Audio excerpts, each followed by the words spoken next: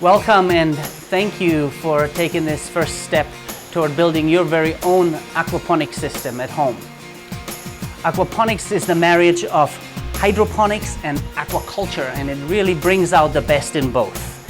It's very sustainable, it is synergistic, and it's also very affordable. You'll find you can use components from around the house to build a system that suits your needs.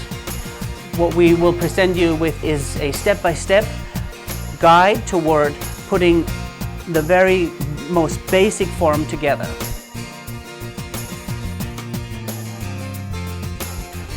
Okay, this is it.